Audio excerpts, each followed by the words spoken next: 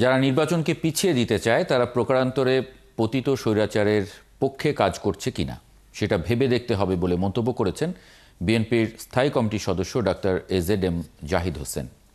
শুক্রবার সকালে জাতীয় প্রেস ক্লাবে বিশ্ব মানবাধিকার সংস্থা বাংলাদেশ আয়োজিত গণতন্ত্র ও মানবাধিকার নিশ্চিতে জাতীয় সংসদ নির্বাচনের গুরুত্ব শীর্ষক আলোচনা সভায় প্রধান অতিথির বক্তব্যে ডাক্তার জাহিদ হোসেন বলেন, গণতন্ত্র ও মানবাধিকার নিশ্চিত করতে গেলে নির্বাচনের কোনো বিকল্প নেই।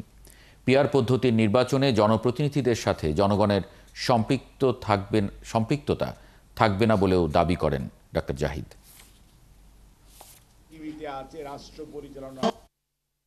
আজকে যদি নির্বাচন প্রলম্বিত হয়, নির্বাচন যদি বিলম্বিত হয়, নির্বাচন যদি যথাসময়ে না হয়, তাহলে লাভ কাদের? লাভ হচ্ছে পতিত স্বৈরাচারের রেখে যাওয়া যে সমস্ত এই সুবিধাভোগীরা আজকে প্রশাসনে বলেন, বিচারালয়ে বলেন, সর্বত্র বলেন ছড়িয়ে আছে, দেশে ব্যবসা কেন্দ্রে বলেন, সর্বত্রই তাদের